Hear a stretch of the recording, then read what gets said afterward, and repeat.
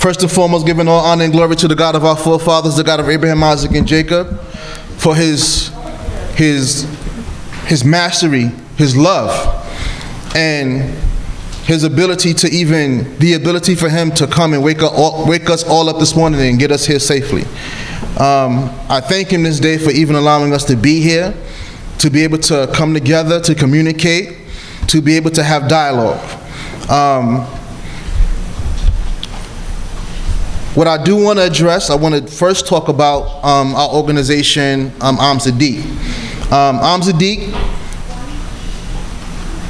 the meaning of d.c.b is righteous nation, and the purpose of d.c.b was created to fill the gaps of community service that's within our nation.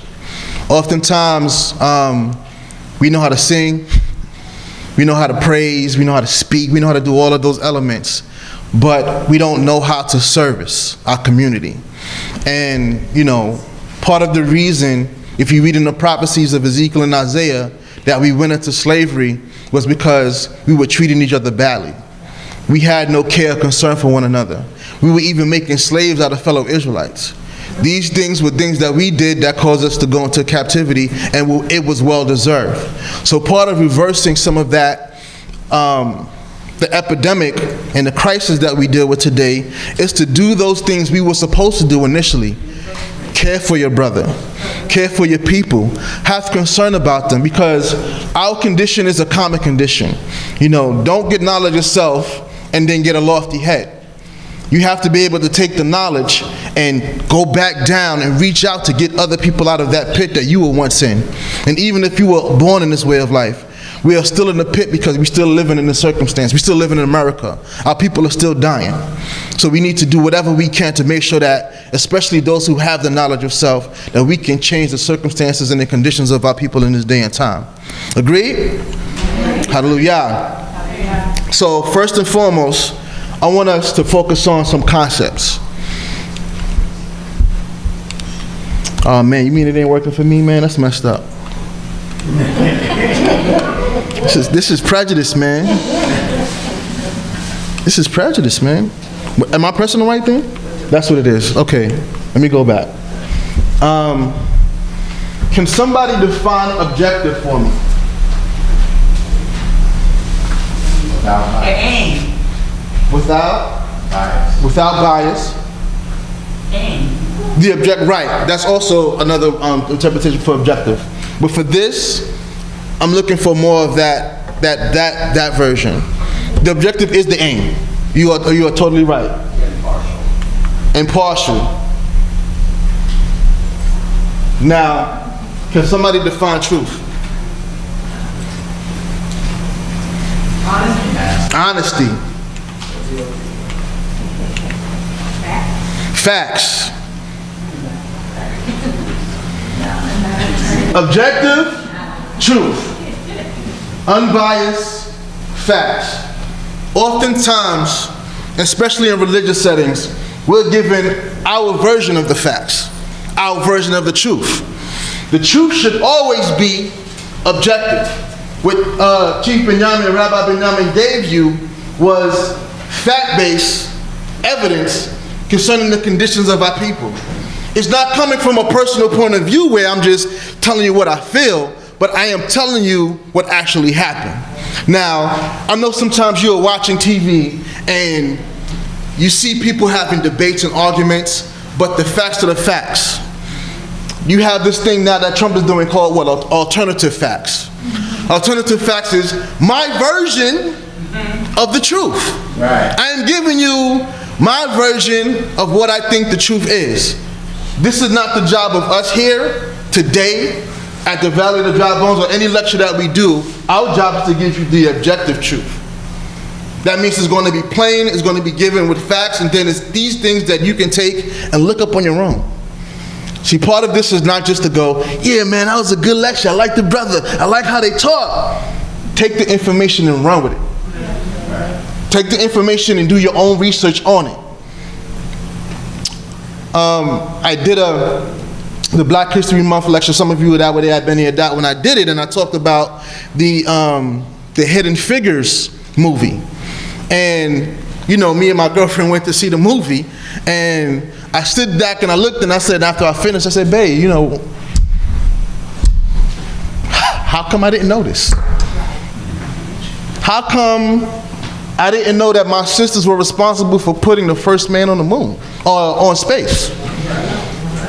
How come my daughters get imageries of Nicki Minaj and hoochies and all types of stuff, but a positive image like that they could have had for years, they don't have? What's the problem? So it's bad when we don't pursue our greatness, but it's also bad when they hide the greatness from us. So we have to clearly understand that we cannot rely on any system of government that's coming from our oppressors to educate us, even about us. That's stuff that we need to know. And I want you to get a concept: interference. I took the word white out, but it's really supposed to be white interference. And I want to tell you about white interference.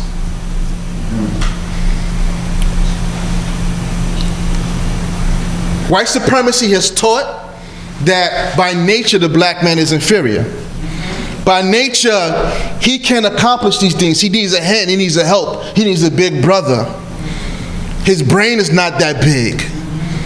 If it wasn't for us, he'd still be a savage in Africa running around naked, eating on one another, and you know, all types of craziness and practicing witchcraft and all types of stuff, right? Interesting, but black people never went to Europe en masse to get anything from them. Black people never had a need to go outside of their zone, their space, for anything. Whites went to Africa, not just to get people, but to get other resources, to get everything from outside to build what they need. So the interference is, what would I be if you didn't bother me? What would my potential be if you didn't make me a slave? If you didn't deprive me of my right to read and write or to be educated? If you didn't suppress my culture, what would I be? Because what they gave us, or what they did, was interfere with our progress. You know, molestation is a very bad problem in this country. But what molestation does, oftentimes when you see people who are victims of molestation, when they get older, sometimes they become promiscuous, they become homosexual, they become violent because their process was interfered with. The natural growth process of individuals that, you know, because sex is part of identity, it's part of your growth, it's part of your understanding, but that got interfered with. And the hidden story of our culture is that, you know, we read about being whipped, we read about being oppressed, we read about rights being taken away from us.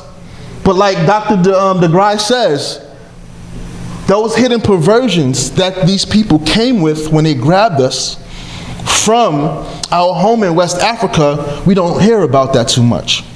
You know, there was a story about a woman in Louisiana who would eat black people. And they found them in one of these rooms when they were doing all of these maniacal objects and stuff, and they would eat black people. Those of you who saw Birth of a Nation, there was a scene during the rebellion scene that a white man was in the bed with a little girl. And that was a very common practice amongst them. And not only that, they mess with our little boys too. Because some people, their definition of what homosexuality is or adultery is has nothing to do with what they do to black people. It's only a rule or a law concerning what white people do to one another. So if a white person were to do that to a little boy, it's a meaningless crime. So we want to talk about that interference. And later, I want your ideas on how we can eliminate the interference. Because we can't, you know, we can't be what we need to be with other people messing in our progress. inhibiting us from doing what we need to do as a people to grow. Right. So this concept that I'm going to give you is for social engineering. This is what Benjamin talked about concerning Jim Crow, black codes. All of this was forms of social engineering. Simple definition: the practice of making laws or using other methods to influence public opinion and solve social problems or improve social conditions, right? That's the simple definition, but that different definition really doesn't apply to us en masse. The full definition does. The full definition is management of human beings in accordance to their place and function in society. Applied social science. That means we want to keep those people, and black people, we are not second-class citizens. We are second-caste citizens. We live in a caste system. Right? A caste system is a little bit different because in the caste system, you're born into a caste system and you cannot escape the caste system. We are given a caste system, like the Dravidians in India, where you're born in that underclass. You're born being the prostitutes, the uneducated. You're born being the people who they believe that, God gave you the worst of circumstances. Right. And then your kids are born in that same caste system. This is the way we exist. So social engineering is everything that we're seeing concerning the conditions of black people today. It's how we are being maneuvered. So the myth of our lack of education, our lack of ability to uplift, the fact that there are systems that are in place to help us think better, be stronger, whatever the case may be, because they believe that we are intellectually inferior. Those are all programs based on social engineering. Some of it is called, another word for it is called eugenics. Right. Eugenics was something, it's a white supremacy science, and when I say the word science, it's made up. But people try to make science to make things factual, so they use science behind it. But it's the whole idea that there are people who are better groomed to be in this world than others, right? There's people that are allotted there physically, intellectually better, and those are the people that should inherit the earth as opposed to those who may have defects. And in our case, a lot of people believe that being black is an actual defect. So how do we change that? Now, the mediums on how those things work are, number one, religion. I'm not here to knock your belief system. If you believe in Christianity, if you believe in Islam, if you believe in anything. But there is a problem if you are a Christian and you believe in a white Jesus. Yes. That is a sickness. That's not just something that's ordinary. Right? Because the concept of a human being God, some of us reject. But the concept of your enemy and your adversary being God or even a son of God is a sickness.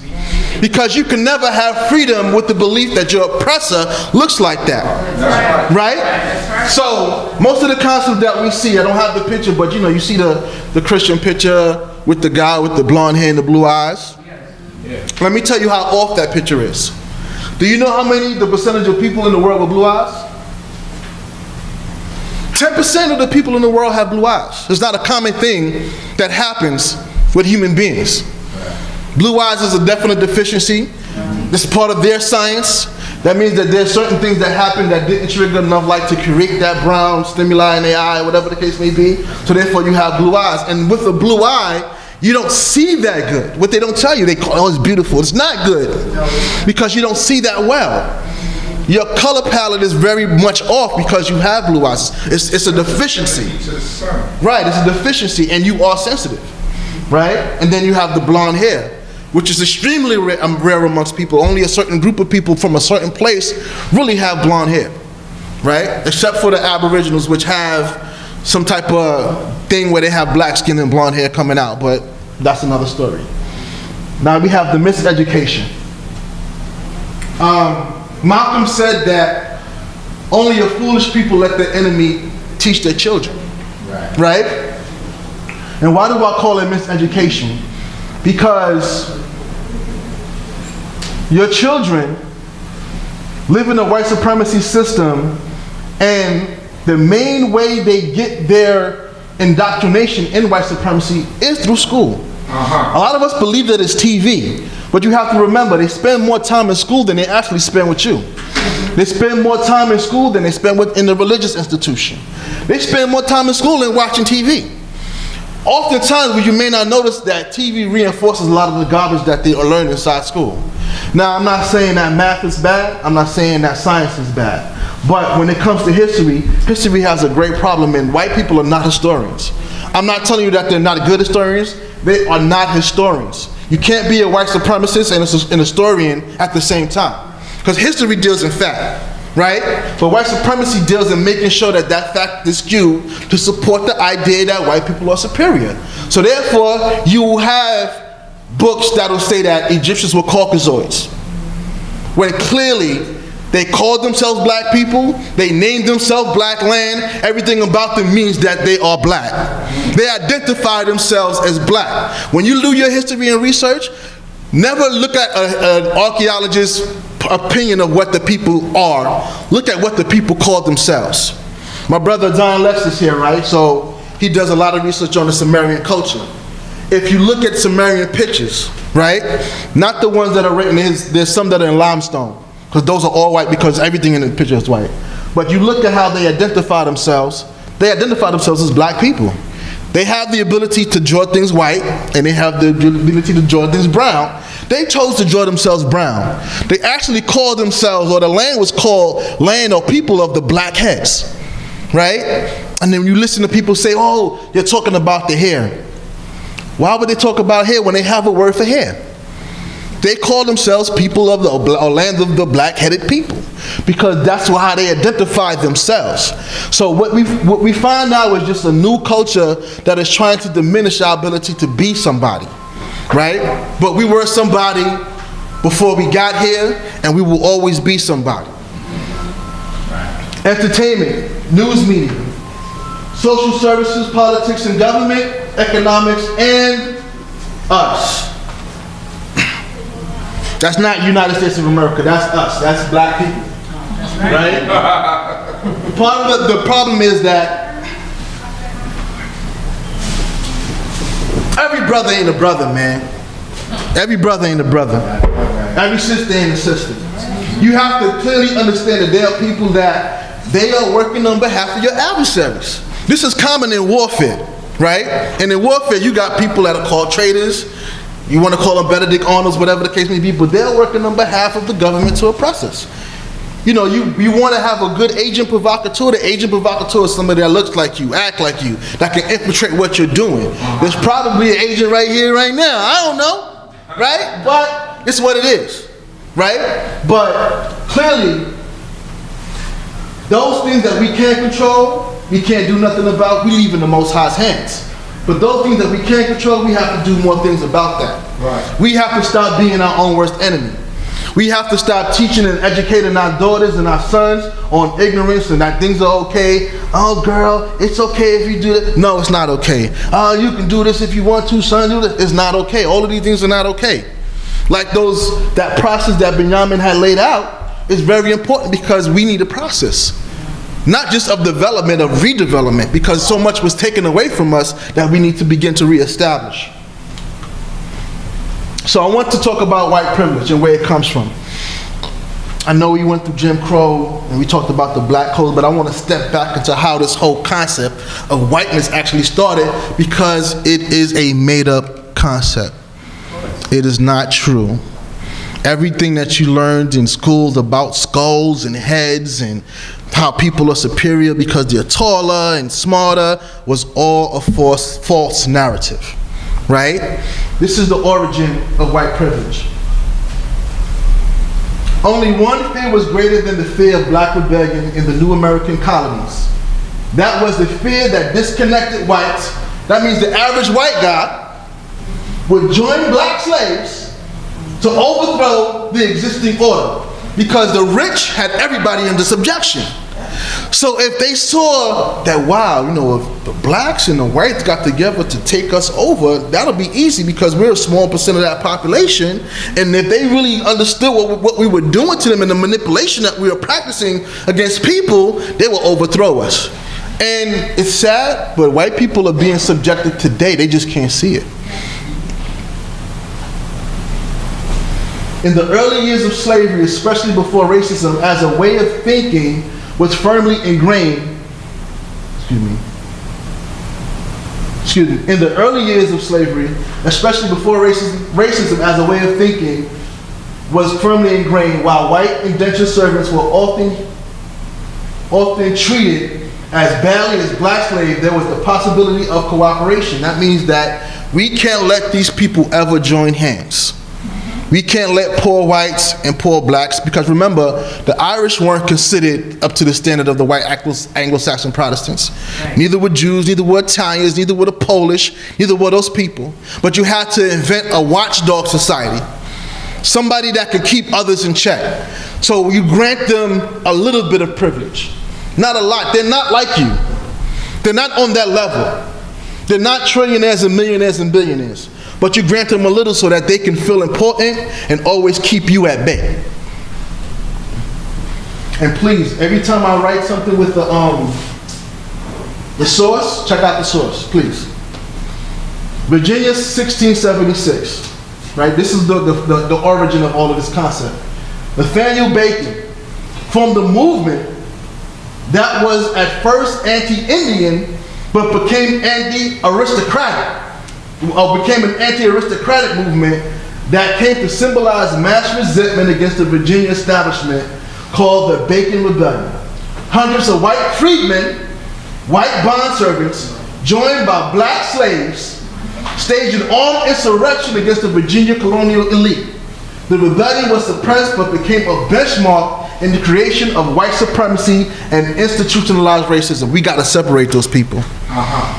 Now there are rules that white people can't do this and black people can't do that. Whites and blacks can't marry. Whites and blacks can't be in the same place at the same time doing the same things. Y'all can't party together. There's rules. If you get punished for something, you get 3 years. If you get punished for something, you get 10 years. They made a strong separation in culture, practice, and economics, and it evolved.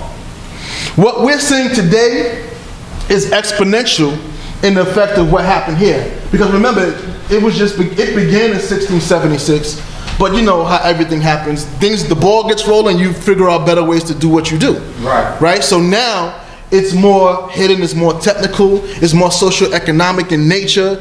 Most of us, as I said, we're born into a caste system that we can't get out of. This is what they tried to do from the beginning, but as everything that they do as far as structured and institutionalized racism, you have to make it better as time goes on. You're not going to have the same rules that you have in 1676 that you have in 2017. Central to the system of institutionalized racism, colonial rulers learned that the only way to survive and maintain control, what's this word here?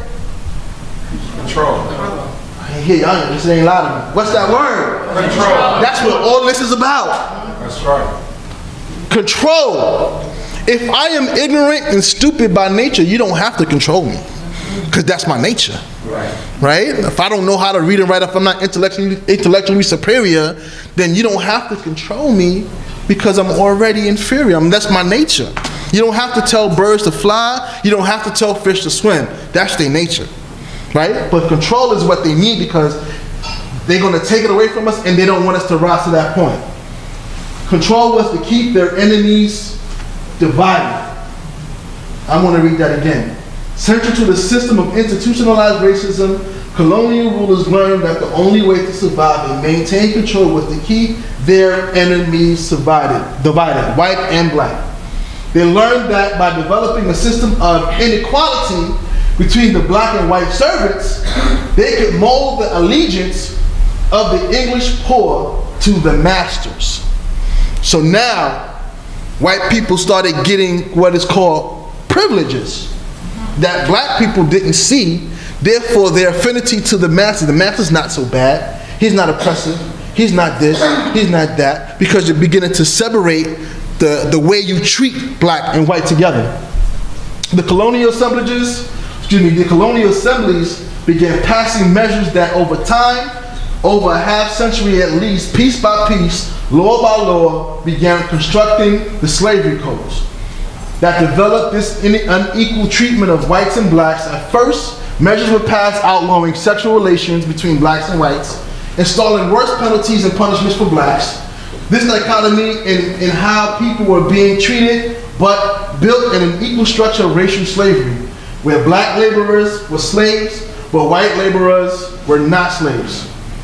This was the beginnings of institutionalized racism, a system based on the unequal treatment of whites and blacks. Origins of institutionalized racism, system to control blacks and whites, February 27, 2015. Please read it. Please read it. And if you want the notes, you can get my email address and I can send you these. Now I want to give you a social engineering timeline. So we know we started in the 1600s, right, where the various slave codes were enacted. Then we're going to jump a couple of hundred years, around 200 years later, to the Emancipation Proclamation was issued. This was supposed to be our freedom, right? 1863 to 1866, creation of black codes in southern states, which Benjamin already covered. 1865 to 1877 was a Reconstruction period where black freedoms were somewhat protected, right? When I say somewhat protected was, we were able to actually own stuff without people coming and pillaging it. You know, we were able to have some rights where we voted. We actually had some people elected into the Congress at that time, black officials in South Carolina. But those rights and protections were soon given away or taken away. 1890, black codes evolved to Jim Crow laws.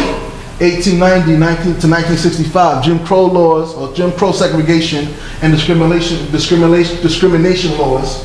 And in 1968, the Kerner Report. And I'm going to tell you why the Kerner Report is so important afterwards. Okay, so Kerner Report. Now some of y'all remember this, right? Some of y'all remember the 60s, and y'all remember groups like the Panthers.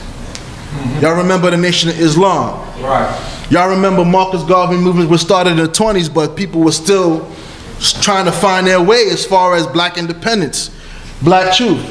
Y'all remember groups like Naphtali Ben Dan, which also started in the 60s. A lot of changes started to take place. People started to wear dashikis and afros. Things, the dynamic of black people started to change. We weren't the homeborn Negroes that you wanted us to be anymore, right?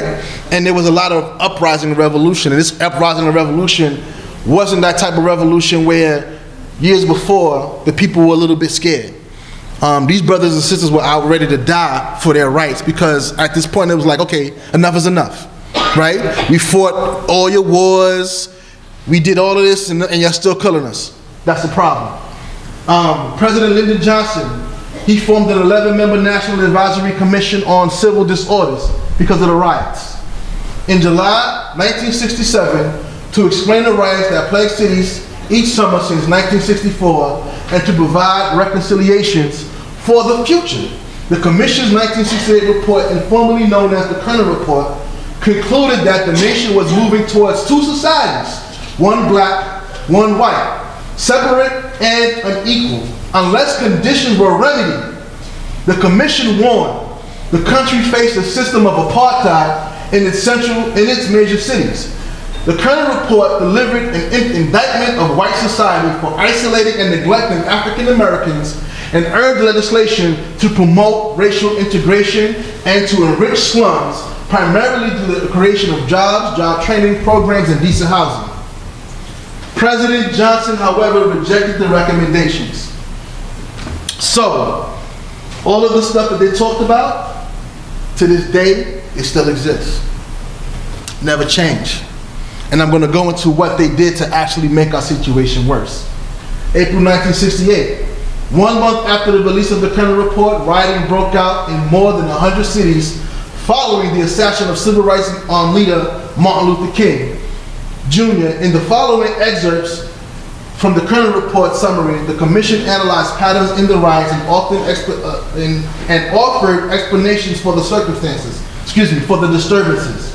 In 1998, 30 years after the issuance of the report, former Senator and Commission member Fred R. Harris co-authored a study that found that racial divides had grown in the ensuing years within inner city unemployment at crisis levels.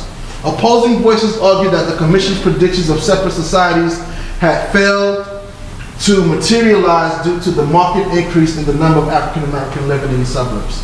So they tried to make an excuse to say why things aren't bad as the way they are, but we actually know the truth about that situation. And I'm going to go into one of the major social programs that held us back from the progress that we needed to make as people. Welfare. Y'all remember that, right? Yeah. Y'all know what that is. That old benefit card. The stabilization of the black family unit. And I want you to pay a lot of attention to the subtitle. President Lyndon Johnson in 1964 launched the so-called war on poverty. This is the time he wanted to help out black people. Thank you, Lyndon Johnson. Which enacted an unprecedented amount of anti-poverty legislation and added many new layers to the American welfare state. He explained that his objective was to reduce dependency, break the cycle of poverty, and make taxpayers out of tax eaters.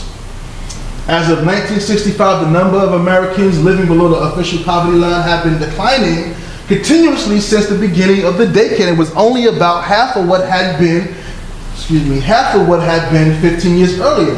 That means he wanted to fix a problem that didn't exist because we were doing better than we had been.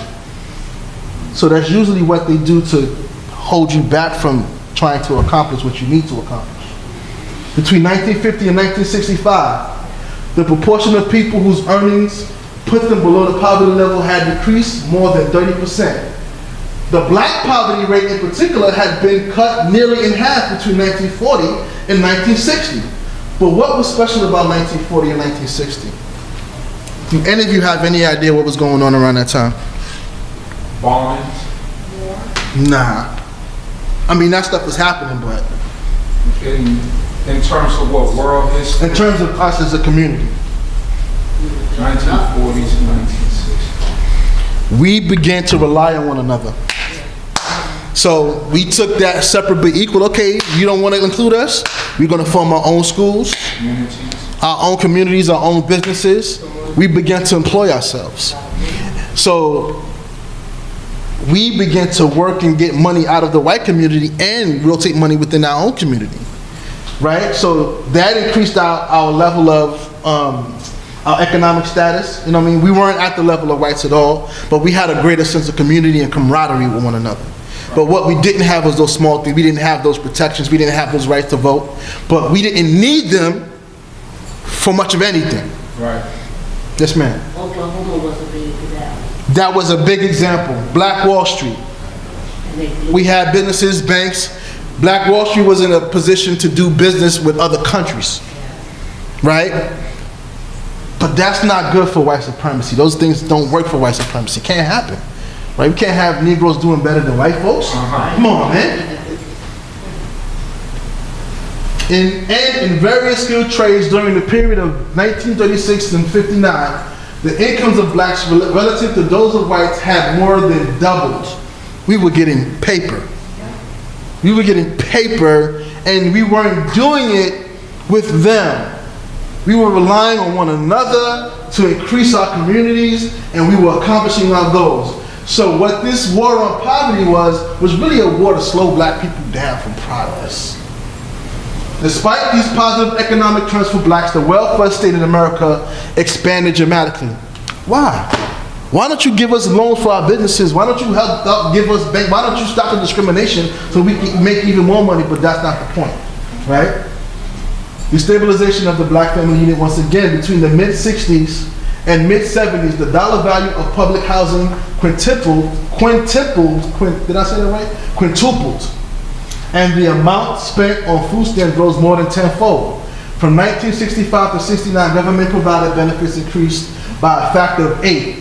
By 1974, such benefits were an astounding 20 times higher than they had been in 1965. Also, as of 1974, federal spending on social welfare programs amounted to 16% of America's gross national product, a far cry from the 8% figure of 1960. By 1977, the number of people receiving public assistance had more than doubled since 1960. The most devastating byproduct of the mushrooming welfare state was the corrosive effect that it had on the American family life, particularly in the black community, as provisions in welfare laws offered ever-increasing economic incentive for shunning marriage and avoiding the formation of two-parent families illegitimacy rates rose dramatically. Well, after another question, I started working for welfare in '67. I was a social worker. Okay. And that's what they did. What they did was they destroyed the black family because, and would pit the woman against the husband. And if that man was in the house, instead of bringing them together and giving them the training and the monies to keep the family together, they split up family. Right. And that's what they did. That was a terrible thing that they did. Right. And that's what they did. And of course, the woman wanted to have her family with her children. She would just have to tell the man he had to leave. Exactly. So to your point that you just said, there's another expo I wanted, because there was too much to write on the slideshow. So we're looking at from the start of the program, which was about 1965, right? So for the next few decades, means-tested welfare programs such as food stamps, public housing, Medicaid, daycare, TANF, temporary assistance to needy families, penalized marriage. Penalized marriage. A mother generally received far more money from welfare if she was single rather than married. Once she took a husband, her benefits instantly reduced to roughly 10 to 20%. As a Cato Institute study noted, welfare programs for the poor incentivize the very behaviors that are most likely to perpetuate poverty. The marriage penalties that are embedded in welfare programs can be particularly severe if a woman on public assistance weds a man who is employed or in a low-paying job. As FamilyScholars.org puts it, when a couple's income nears the limits prescribed by Medicaid, a few extra dollars in the income cause thousands of dollars of benefits to be lost. That means if you're $2 over some threshold, you can't get anything. What all of this means is that the two most important routes out of poverty, marriage and work, are heavily taxed under current U.S. systems. That means that they purposely destroyed black marriages. They discouraged it. Right. Right? Now, right after you have this system being created, you have, ironically, the women's lib movement. Wow, where did that come from all of a sudden? Right? Where, it's okay not to have a man and have children. It's okay to have sex with as many people you want to have. All of this stuff is okay, right? Because what they didn't tell you was the after effects of destabilization. Destabilization is not about somebody taking away your rights, and it's not about you being independent, because you have to think about the difference between independence and freedom, right? If I take two rats and put them in a cage, those rats are not free, right? They're not free, they're still in the cage.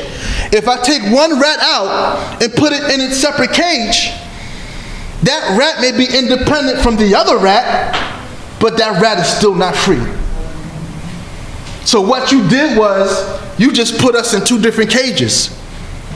And now we are, as black men and black women, constantly at war, fighting for money, fighting for this. We don't know how to raise our kids together, but it all started as a program to make sure that we stay separate. And it's working, because we don't get along. Right. 73% of African Americans born today are born to single parents. What single parenthood does is it gives you higher rates of crime, higher rates of poverty. The essential aspect of fathers being in the house, you didn't know how important father was in the house until you see generations of it being affected later with an increase in gangs, an increase in all types of other activity, increase about people being in jail, because the means to survive was about creating a strong family unit. Right. If it took man and female to make the child, what do you think is going to take to raise the child? The same aspects. God knew what he was doing. God is intelligent. He's smarter than all of us. He's smarter than this government. But the government was smart enough to know that, man, strong black woman, strong black child, strong black children, strong black community, strong black nation. Can't have that. Right.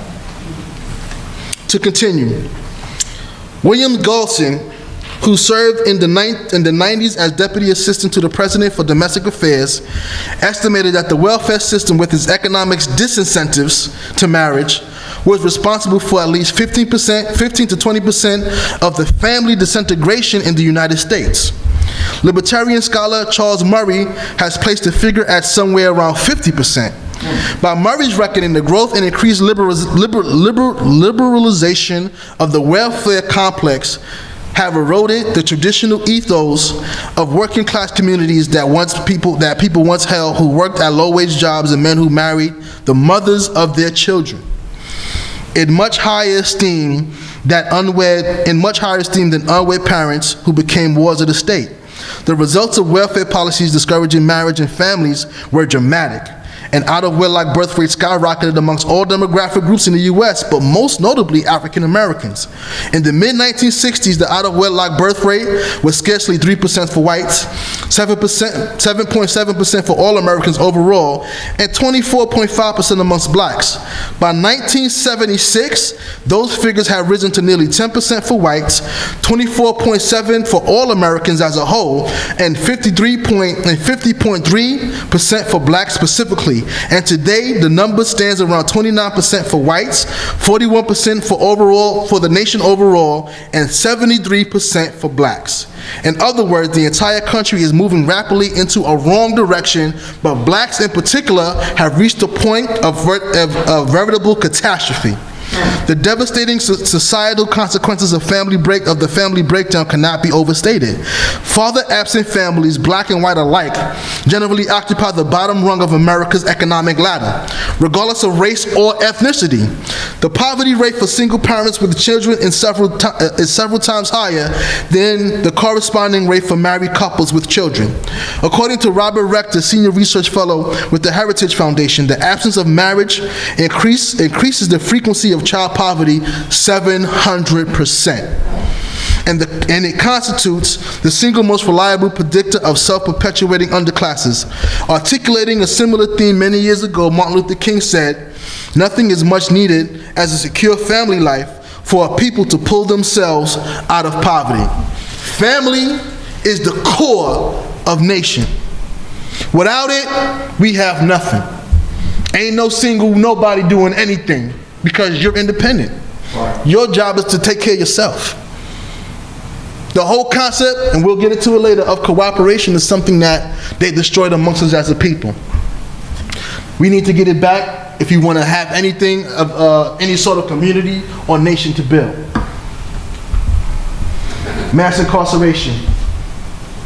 I'm going to go over some points that Benjamin may not have gone over, just a little bit of factoids.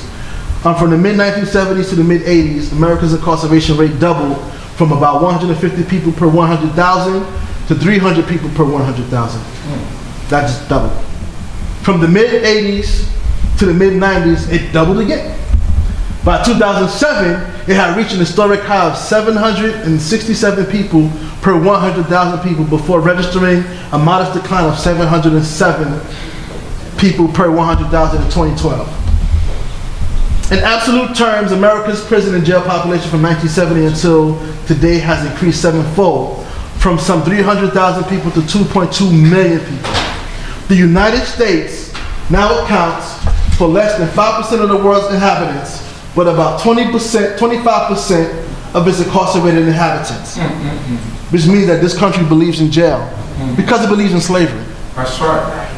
In 2000, 1 in 10 black males between the ages of 20 and 40 was incarcerated 10 times the rate of their white peers. So that means that I am, regardless of what I do, regardless if he committed the same crime, I am 10 times more likely to go to jail for the same crime that my white counterpart commits. He gets caught with weed, he gets a bench warrant. I get caught with weed, Criminal possession. Criminal possession of a thing, whatever. I can't afford bail. Automatic 3 years. You got too much weed on you, young black man. He get caught with a gun. Oh, that's Joey. This is first offense. Let him go. We get caught with a gun. Illegal possession of a firearm. Automatic 3 years. Automatic. In 2010, a third of all black male high school dropouts between the ages of 20 and 39 were in prison, compared with only 30% of their white peers. And if you don't know, there's a documentary called, not 13. Happened to Curry? Repeat it? It happened to Curry? No, those are all things about the prison system. This is about the pipeline system, the educational pipeline prison system. I'll get the name of the documentary a little bit later on. But they predict how many prisons to build based on test scores in the 3rd and 4th grade, right? Because they know the likelihood of when you're going to drop out, and if you drop out, your likelihood of going to prison is going to be high because your ability to produce and do for yourself decreases in the legal quote-unquote world, and you feel that you have to go to the legal world to make some things. So part of Amzadiq's program is to push entrepreneurship, because a lot of brothers don't know that the knowledge that you had when you were hustling outside selling drugs, regardless of whether it was illegal or wasn't illegal, you were an entrepreneur. Take that same business mind and that same business mentality and use it to do something else, and you can. You just have to have the right people around you, and that's part of what we're trying to do, is create a system where people understand that you don't need to have a job. Job is a slave program. We're programmed to think about working for other people, but that's our programming. I work with Hasidic Jews. They don't go to high school. They don't go to high school. But they don't, and they also don't learn about working for other people. That's something that's not part of their upbringing. They learn about business, right? They don't believe in dinosaurs. They don't believe in a lot of things, but they learn business. They know business. And if you're educated on business, you have to have that understanding to learn how to work for yourself instead of living your life working for other people. We've done enough to make other people rich. That's right. Social engineering timeline for mass incarceration. 1970, this is so ironic. 1970, Richard Nixon drug policies introduced. Now all of a sudden, the cocaine is illegal. Freud did cocaine. Washington smoked weed. All these people did these drugs for all these years. It was okay. There was even cocaine in Coca-Cola at one time. Yeah. Right? That's how I got his name. As a housewife addicted. But now it's illegal, right? It's illegal now. 1980s, Ronald Reagan continues to push, because now you have a cocaine epidemic in the black neighborhoods. Cocaine was never our drug because it was an expensive drug. We did heroin, but everybody did heroin. We did weed, everybody smoked weed. And we drunk. Moonshine, liquor, whatever it was. You know what I'm saying? We drunk. We some drinking people. Right? We drink. Get rid of, but that was the limit of our drug use. Cocaine is a very expensive drug. It was foreign. It takes a lot to process, whatever. And all of a sudden, you get introduced to a high level of cocaine in our community right after these drug laws are being pushed out. Seemed like they were planning something for us, right? 1980s, Ronald Reagan continues to push. This is the crack era. And I don't know if you remember when crack hit the streets. At first, it wasn't crack. It was freebase. It was just a cheaper version of the cocaine, right? You just got a little bit and it wasn't as much, gave you the same high, but then, it started to turn yellow and harder. And it started to have the smell to it when you see people smoke it, right? Because what crack was a drug that was created in Mexico, and they saw that and they utilized it and started pushing it in the black neighborhoods because they saw the effects of what it did. 1990s, Bill Clinton finishes the job. I know we said he was the first black president, right?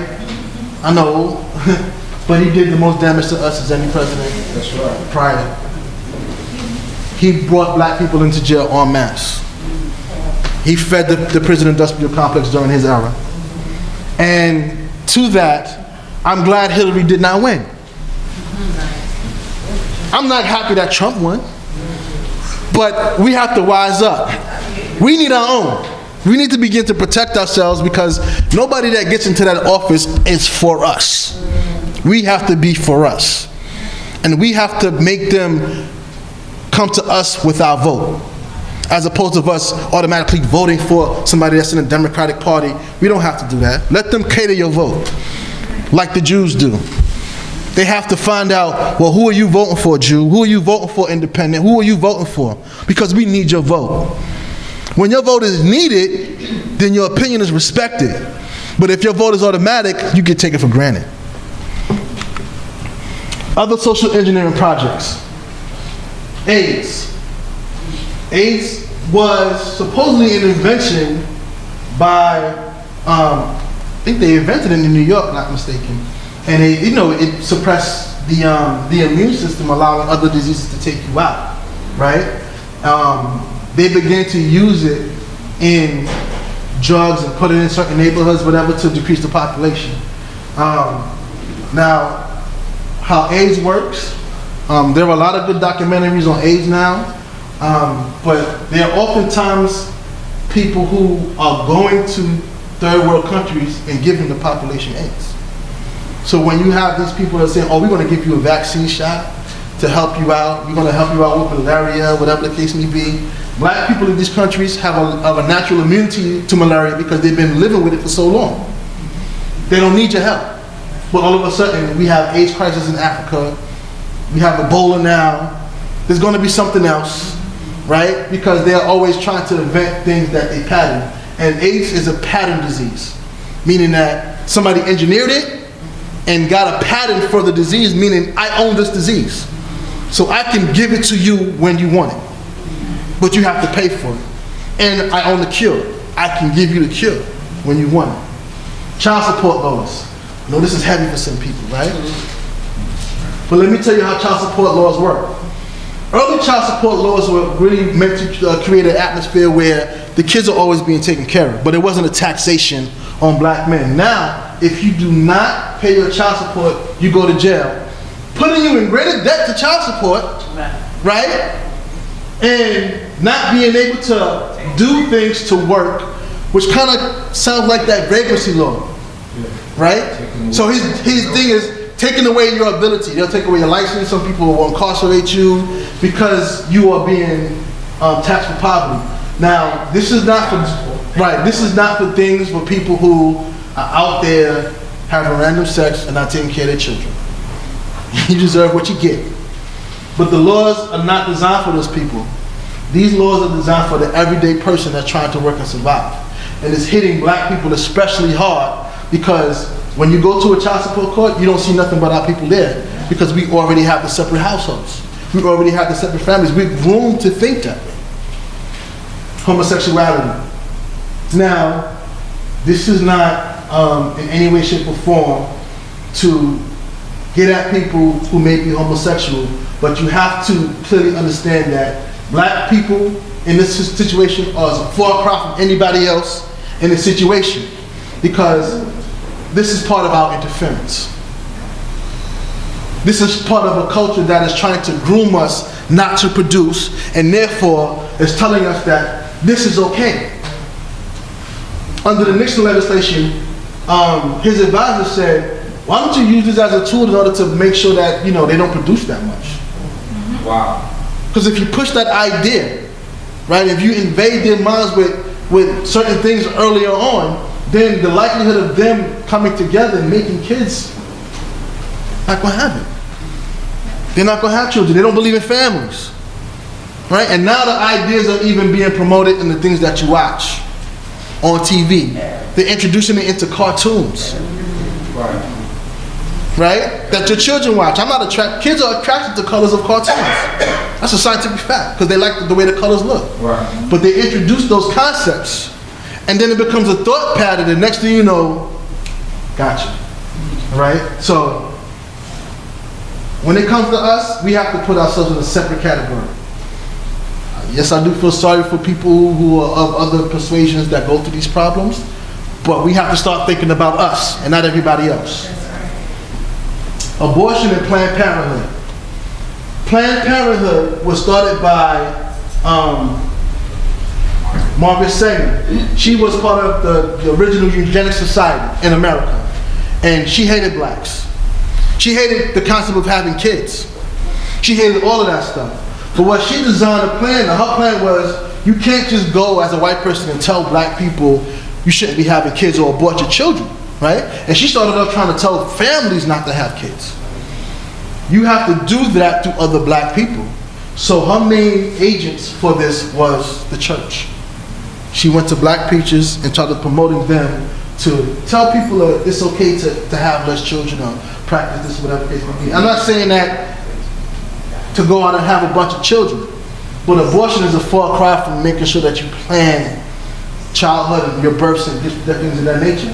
And from her, abortion amongst black people became one of the highest, as he said, one of the highest destroyers of our community, more than AIDS, cancer, whatever. A lot of us are leaving here because of abortion. And I say leaving here because that's your future. You know, that's how you exponentially grow. All people grow. But the more abortions you have, the less likelihood that your people are going to grow. So now, the black population in America is at a stagnant 13, 11, between 11 and 13%. And it's been like that for quite a while. Why? Population control. Because we are controlling our population. Housing and land discrimination. Redlining. Now there's a whole thing about how we were forced to live in certain areas because they were never giving us loans to live in other areas. Even now they have gerrymandering. In Georgia, people were being chased off their land and their land was being resold. All of these things were happening. Imagine what you can exponentially do if you have land, property, things to inherit. When they say you have a house, your kid will likely go to school because that's how most white people pay for their children's education, is through their house. If we don't get the opportunity to have a house, then we have less opportunities to bring our kids through college. Loan discrimination, feminism, and gentrification. And I want to say feminism. I think that the misconception about black men and their dislike of feminism has a lot to do with the fact that we feel that women should be inferior. And if we all do our research, you understand that women, especially black women, they always had a superior position in our culture, right? They always were people that were participant in decision-making, politics, engineering, or whatever. Physical warriors, maybe not, but everything else, yeah. In the comparison that you'll do, there's a lot of African cultures that they are matriarchal and not patriarchal. Meaning that if you inherit anything, you inherit it because the woman, a male would inherit it, but it will be inherited based on his mother, not his father. And then you have gentrification. How many of you are feeling the effects of the gentrification right now? So everybody got it. I think you all should raise your hand. That's right. Right? Because this is a widespread thing. You know, why is rent so much? I'm about to sound like my man, rent is too damn high, right? Why is rent so much? Because the aim is to price out. But with the price that rent is, you still see people being able to, not our kind, but other people being able to afford this rent. Like, what are you doing? I work every day. What are you doing that I don't do? You're not smarter than me, but what are you doing that I'm not doing to be able to pay for that rent, right? It's two things. I'm not going to give everything away, but number one, white people have a higher sense of cooperation. Their credit scores are not good just for nothing. You know, they connect. And they believe in white supremacy, even if it's in subtle matters, that's white supremacy. That means we're going to make sure we take care of each other, right? Whatever your problems are your problems. Black people, sad to say, we're hyper-competitive. It's good for us to have a pair of shoes and nobody else have those pair of shoes, right? Because we got to shine. Or we have to be able to achieve on our own. But that's not how people grow, right? The communities that are successful, the Korean, the Jews, they have a high level of cooperation. A high level of cooperation. That means that, you know, somebody's going to work, somebody's going to make the job, somebody's going to do whatever. There's always something for people to do, and they're not hyper-competitive the way we are. Okay, so I want to get into some of the corrective action steps. And I want to hear some of yours too, right? My first one is cooperate. Cooperation is something that they destroyed from us since slavery. How many of you know what manumission laws are? So a manumission law is basically, I'm gonna call it what it is, a snitch law, right? It's something that granted you privilege if you snitch on your brother or your sister. Oh, John is gonna start a revolution, you know, master, so I don't know what you're gonna do, da, da, da, da. So he snitch, he can get his freedom. Or he found out somebody's gonna run away, right? He's running away. Oh, John is planning on running away. You know, I can get some extra food, right, for myself. And I'm sad to say this, but you always have people like that, right? So when we get to the point that we're strong enough, this is gonna sound harsh, I may get hit hard for it, but you're gonna have to kill some of these monkeys, man. Men and women alike, you're gonna have to kill some of these monkeys because they're compromising the food that's coming out of your baby's mouth. They're compromising your future because they want a little bit and not giving us the whole. And our job is to take care of us as a people. Right. So those small compromises that you think, you know, and a lot of us are doing this. And the ways we do, we think we're not doing it, but a lot of us are doing it. A lot of us are snitching. I'm not saying not calling the cops if somebody murdered you, whatever. I'm not talking about that. But the way we compromise and we have a lack of cooperation towards what we need to do as a people, it kills us as a people. Mm-hmm. And we have to be strong enough to take care of the compromises. And like Farrakhan said, everybody takes care of their traitors. You got to learn how to take care of your traitors. Build back the family unit. I'm reiterating everything that Chief Benyamin said. The family unit is very important because it makes the money in our community greater. It makes the education amongst our children greater. It makes everything amongst us as a people greater and stronger. The nucleus of a nation are families, right? As long as we are separated, men and women, you know, we have a new term in our community called baby daddy, right? And baby mama. Where did that come from? Where did that come from? It came because you had to call them something, right? You got to call them something, right? The woman that I had children with is too long. The guy that I had children with is a little bit too long. Black people like things simple. So we got baby mama, baby daddy, right? Yeah, and you put in a rap song. But these are our terms, right? But we just have to have terms because now we have a new identification of what we are. But that identification is not really supposed to exist. That's my baby daddy. Yeah. Some of us are more sophisticated, you know, my children's father, you know, or my children's mother. That's the new identification, but you know. But we need to bring our families back. Commit to support of your own. Very important. Extremely important. You know that other ethnic groups penalize their own for doing business outside of their own community. Right. Boycott. They will not do it. You did business with a black guy when Chow Mein could provide the same service, but his product was more better and it was quality. I don't care. That's Chow Mein, right? Or that's Weinstein. You went to another bank and you didn't go to Weinstein's bank? No, you were X'd out for 60 months or whatever the case may be, however they do it. But you know, you're culturally or socioeconomically ostracized if you go outside and do business outside of your community. We have to commit to support to the, our own businesses, meaning that our dollar has to go to us first, right? Part of that committing to supporting your own is making sure that you have quality things to produce, right? It goes hand in hand. You can't give people a low product and expect them to pay top dollar for it. So you have to be, it's important. If I'm getting a leather coat, I want you to make that leather coat good like a Wilson coat, or good like any other coat. Quality is very important. Don't give me something shabby and tell me to pay top dollar for it, but you have to commit to support your own. You have to go and support black businesses, black things. And I'm not saying just black, because some people are black and working for the enemy, some people are black and working for the community. Find out who's black and working for the community.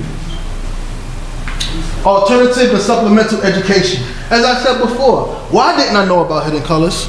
Why didn't I know anything about that, right? I'm a grown man, I've been in this for a while.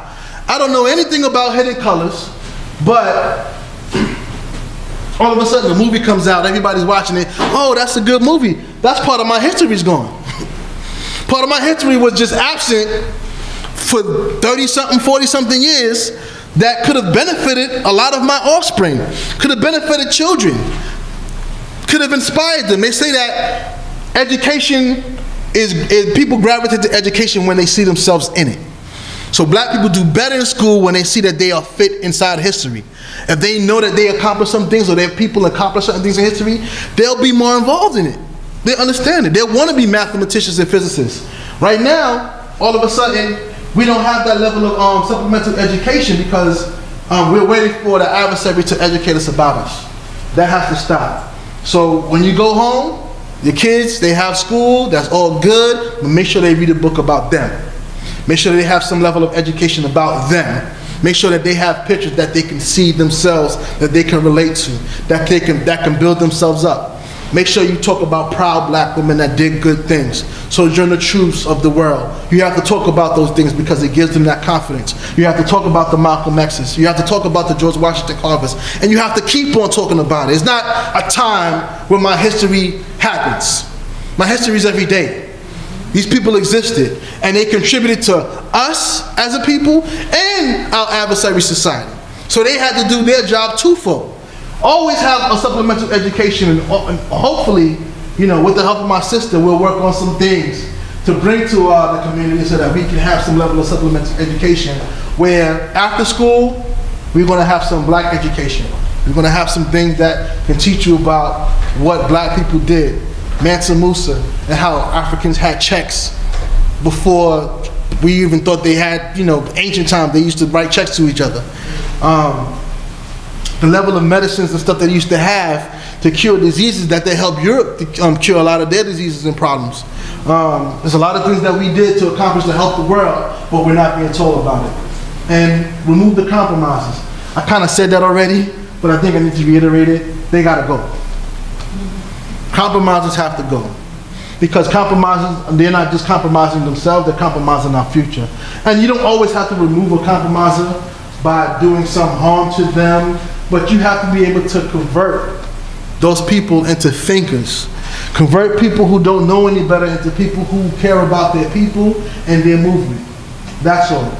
So, with that, I want to hear any other corrective action step that any of you may have inside this room.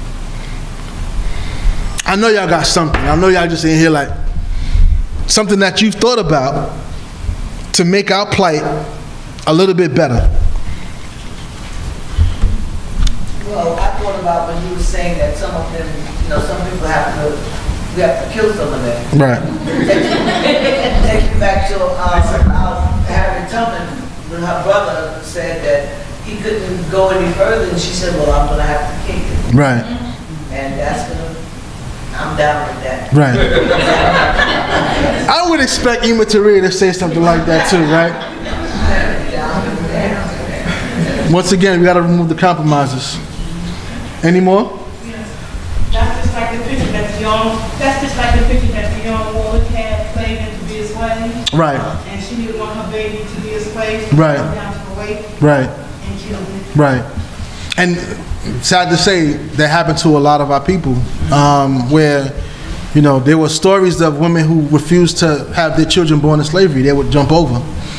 And, you know, there were stories in this country where women had actually killed their kids because they were tired of them being slaves.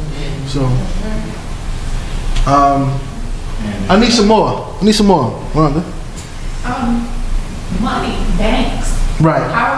We have to have another place to keep our money. We have to have something that that we can loan out money to our own people. Right. And not get caught up in the whole, you know, them not funding us. So Definitely. The reason why there's such a wealth gap, there's a severe wealth gap between blacks and whites in this country, is that whites were always given access to capital. They don't have to have much of anything, but you're automatically given access to capital. And the capital is able for you to build ideas, businesses, do whatever you need to do. So we have some of the best ideas in the world, but we lack the access to capital that we need. So you're absolutely right. Sister Alicia had her hand up. Marcus Garvey, he did such a great job, but his downfall, well, it wasn't his downfall. He had an enemy inside. Compromisers. Brought him out. Exactly. Exactly. See, those sellouts destroy so much. I'm telling you. All the time. We got to do something about that. And it was more than one time. Yeah. Yeah. But the only thing with Garvey is, and I would say this about Garvey, Garvey knew that even what they were trying to do with him, his movement would never stop, and it didn't stop. Because in essence, we're part of that Garvey movement, right? Israelites were part of that movement. Christians were part of that movement. Muslims were part of that movement. There was always elements that are part of that movement. There are people that are still keeping the essence of what he does still alive today. Yeah, we have to. So we need to get to the point that he got to, though. That's where we're messing up. We have to put more into it. Yes, brother. Planting our own food, growing our own food. Yes, brother. Please. That's what I'm talking about, man. Don't be scared today. This ain't the day to be scared. Growing our own food. But what we need for that, we need land. And next week, to owning our own hospitals. Yes. Yes. Contribution. Yes. Now, let me tell you how bad that is. Y'all know Dr. Sebi got killed. He got assassinated. Right? And I'm going to tell you why he got assassinated. After Dr. Sebi got killed, prior to that, I read that they assassinated 7 holistic doctors prior to Dr. Sebi. Right? Why? They have cures for a lot of things. Big Pharma is mafia. Mafia is money, right? If a person could cure the disease or not even cure it, they can tell you, this is what you need to do to cure that ailment. Big Pharma makes nothing. Once that word gets out, Big Pharma's done. Big Pharma's done. Big Pharma makes money off disease and cures. That's it. They're building pharmacies all over the place. Yeah. Where you go? I got you, sis. They're not the only ones who make money. Surgeons. Doctors, Insurance companies. insurance companies. That kills the whole industry. Yeah, and you can't have that. You know, you can't have that in this country because money, people kill for their money. And that's $1 billion industry. Sis? I read, I don't know if it's true, but it was over 50 holistic doctors all over the world. You might be right. I won't be surprised. My research Yeah. was key in the last 3 years. Yeah. Ima, I'm sorry, I missed your hand.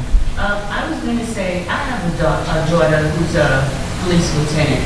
And her attitude was, when she joined the force, not to be so much down on getting it, but to show young blacks a whole different side of the police department. Right. You know, that they're there to be the PRC or CPR, or Right. whatever it is, you know what I'm saying? Right. Cooperation and so forth. And she feels that a lot of times when young people are arrested, it gives her the opportunity to speak to them, to speak to their mind and their heart, to let them know, you know, that you have to do better. Right. But your daughter's a community police, which is different. And when I say community police, is that she has an identity with the people in the community as opposed to those who are outside of the community and look at us as beasts, barbarians, the enemy, or this is a war, whatever. You know, it's going to be hard for her to like, you know, she wants to make sure that this person stays out of jail.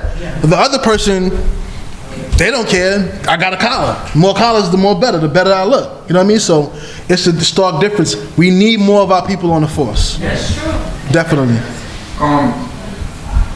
In response to what the sister said, there are many black banks in America. I forgot what it was. There was when the whole, you know, people were boycotting well, boycott, I forgot what it was. It was last year sometime.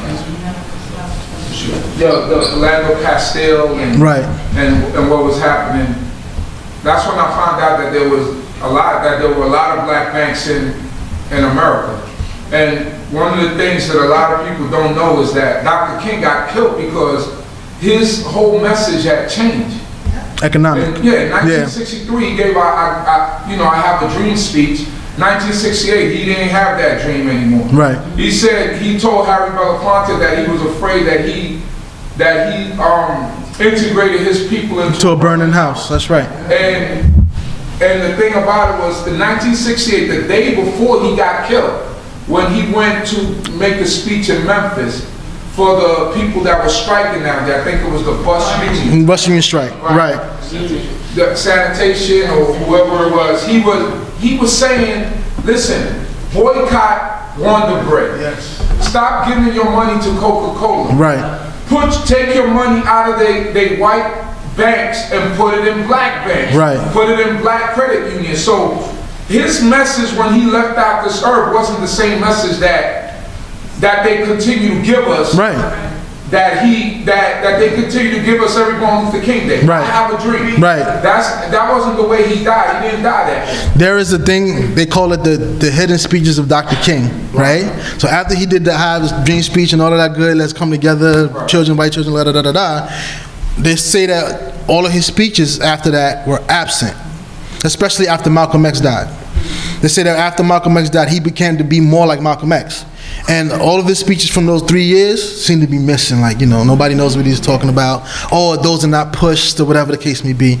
So because his aim was to improve the economic situation of black people, because he knew that was the root core of what we were doing. And then there's also opposition to the Vietnam War. You can't have a people that you oppress for so much to have you fight your war. That's ridiculous. Makes absolutely no sense. But you're absolutely right about that. That's the key reason why he got killed. His thinking began to be more political in nature and social economic in nature. So, I know if you had your hand up, I got you, Moriarty. Yeah. So, earlier I heard you speaking about interference and then there being white interference. And because of their propensity to kill our strong leaders and to destroy our family unit and to not give us the resources that we need, right, and to even take away our land. In your opinion, is this a goal that we should be trying to attain here in America? Being a Hebrew Israelite and understanding that this is the land of our captivity, or should we make a greater push, as Marcus Garvey used to giving his message, that we should do this in Africa, in our own land, without that would limit the white interference, that we can reach this goal quicker? So to address that simply is any threat to the white establishment will be met by violence from America and the other white supremacist governments, regardless of where we were. When we went to Africa and the Congo, we were killed. Regardless of where we at, Grenada, anything that we do, they try to come and invade if we have self-sufficiency, because self-sufficiency means that we can make our own dollar, make our own money, we control the resources in our establishments, in our nations. So that's why even today, I think Jamaica still has a governor generalship thing where they're not really a free country.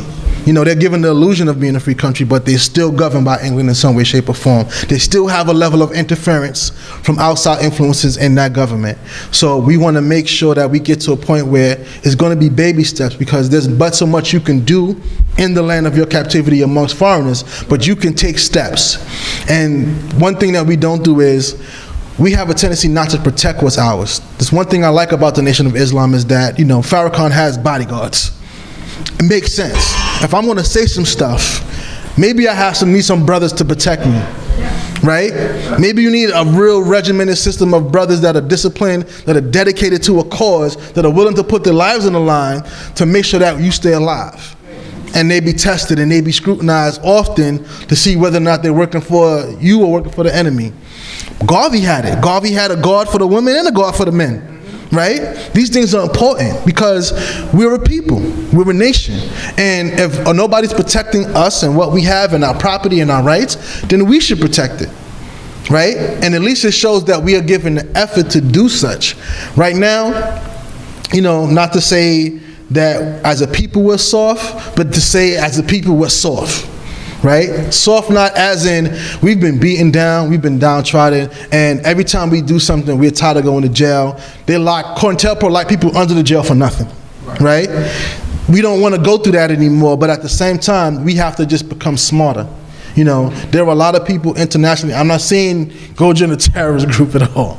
What I'm saying is internationally, there are people that will support your plight, but you have to get out there.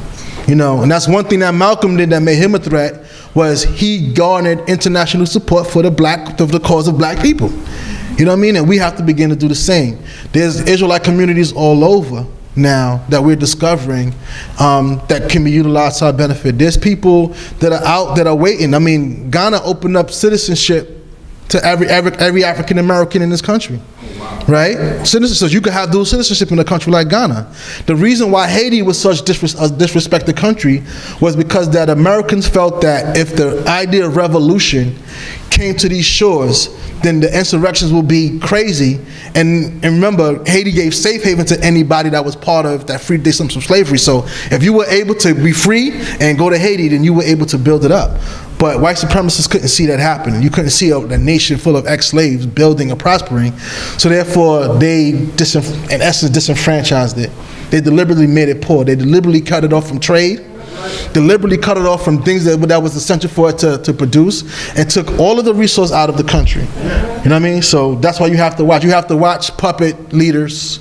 You have to watch those things. So, but we have to do it because exponentially it will become greater. We have to start somewhere. Maureen. What I immediately noticed is that all 5 of the bullet prints that you put up on the board, each one of them can take a footnote that will trace you back to the Torah. Right. Us, predominantly in the room being the children of Israel, acknowledging ourselves as such, when you look at all 5 bullet points, you're looking at Torah.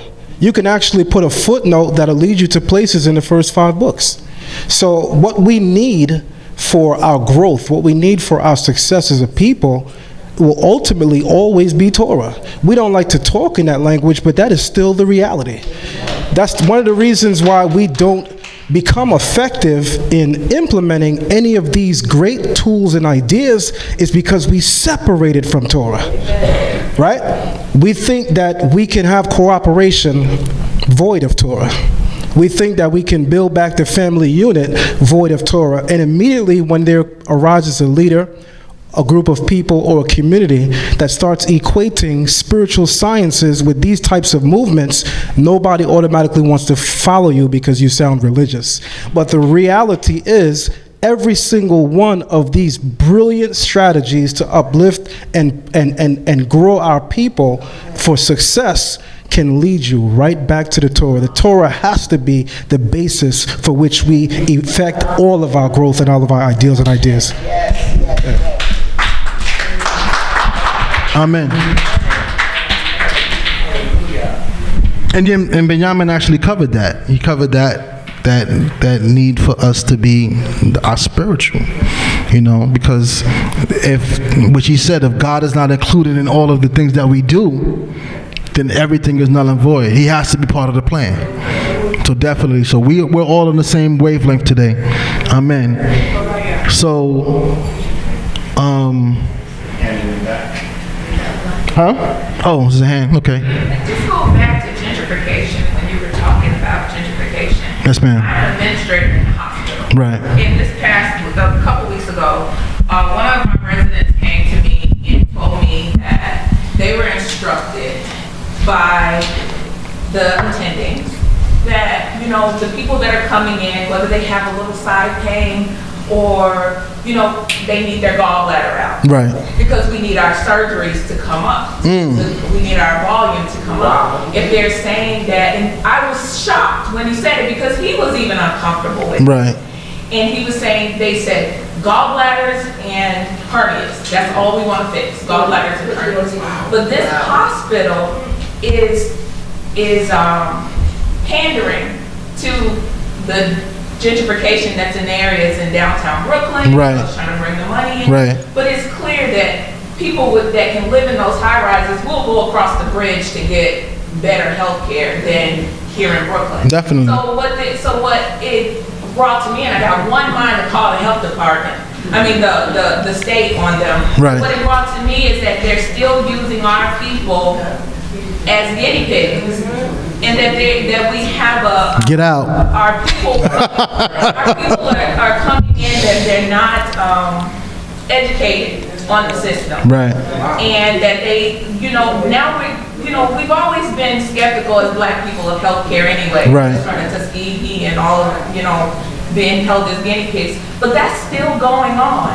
So that's what lectures like this, why it needs to be in the community, why we need to educate our people in our community, because the people that are coming into our community, they have options. Right. They can go to, to a bigger hospital in the city. Right. But we have to educate them too. And it's just, it was, thinking that I'm in Brooklyn, coming from, this is something that happens in Alabama. Not here in New York. Right. It's still going on. And we do need to make sure that we are educating our people on what is being designed against them. Right. So very importantly, this is not going to stop. We can't stop these lectures. We can't stop these information sessions. So as you have this information, Facebook posts, whatever, we'll make sure that the information gets out. Our website is down for now, but it'll get back up with all of this information that we have. Any article, any idea, anything that to help us become better, please send it so we can post it. And we have to gather to do more things for action plans. Conversation is nothing without the action plan afterwards. So for instance, I just want to talk about some things that we've been discussing. Rabbi Benjamin is discussing creating a credit union, right? So this is a way that we have pooled resources, and it's not banks. Banks are really, they work for big interests to an extent. Credit unions actually work for people, so you actually have a place that you can get your loan, and that your sister can get a loan, and your brother can get a loan, and what I'm saying, and that'll help you fix credit, that'll help you budget, plan for the future, do all of those good things, but it's one of your brothers doing it. You know what I mean? And when you do stuff for people, the people are part of it. You don't make decisions for people without their input. That's something that we learned from white supremacy, where we have this one-headed mentality that, I'm God and I can tell you everybody what to do. That doesn't work that way. We have to work together. I got you. I said we also have to learn now in today's time to trust one another. Right. Right. That's important. Very important. Very important. Trust is key. Cooperation, man. Where's that at? Come on. We gotta cooperate.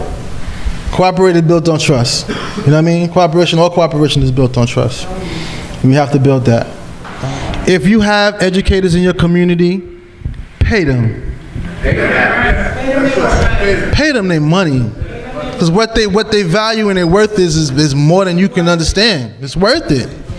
Pay them some good money. We pay basketball people all types of money to entertain. Pay them their money. I'd like to thank all of you for being here. I'd like to thank you for your time.